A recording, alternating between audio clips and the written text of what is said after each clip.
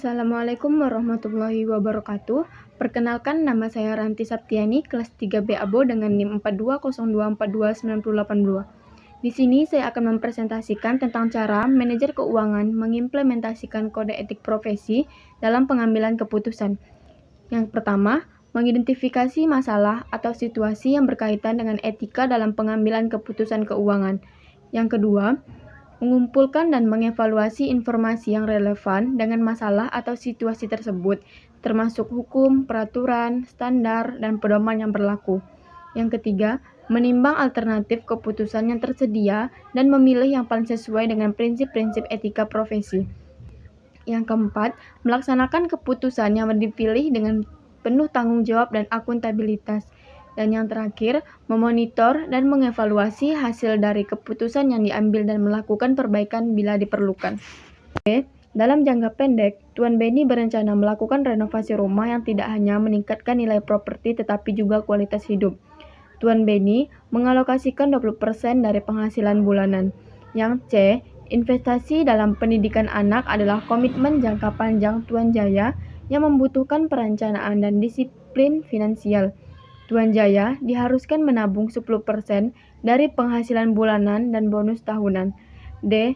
Tuan Benny berencana membangun portofolio investasi yang akan mengurangi risiko dan memastikan pertumbuhan dana serta menjamin kualitas hidup setelah masa kerja dengan mempersiapkan dana pensiun yang cukup. Dengan demikian, Tuan Benny mengalokasikan 15% dari penghasilan bulan ke dana pensiun.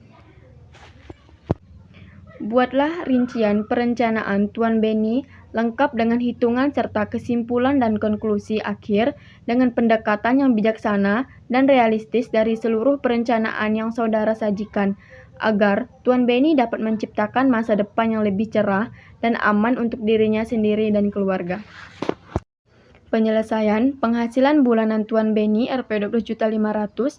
A. Belanja rumah tangga. Alokasi untuk belanja rumah tangga 35% dari penghasilan. 35% dikali 12.500.000 sama dengan 4.375.000. B. Renovasi rumah. Alokasi untuk renovasi rumah 20% dari penghasilan. 20% dikali 12.500.000 sama dengan 2.500.000.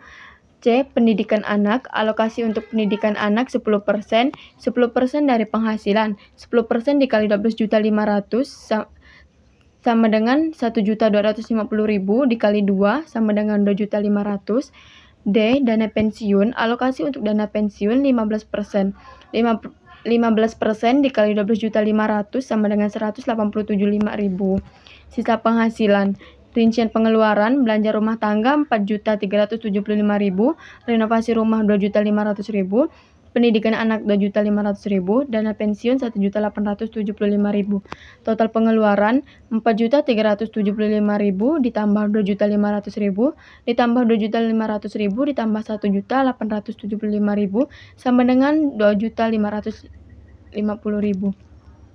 Sisa penghasilan sama dengan penghasilan bulanan dikurang total pengeluaran 12.500.000 dikurang 11.250.000 sama dengan 1.250.000.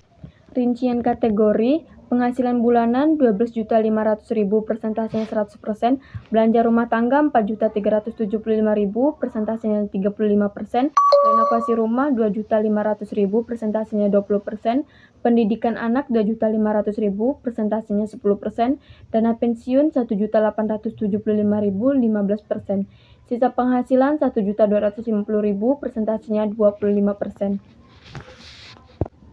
Sisa penghasilan 1.250.000 persentasenya 10%. Jadi, untuk kesimpulan dan konklusi, untuk merencanakan keuangan dengan baik, Tuan Benny harus menyisihkan penghasilan dengan rincian sebagai berikut. A. Belanja rumah tangga Rp 4.375.000, 35% dari penghasilan. B. Renovasi rumah Rp 2.500.000, 20% dari penghasilan. C. Pendidikan anak 2.500.000, 10% dari penghasilan. D. Dana pensiun 1.875.000, 15% dari penghasilan.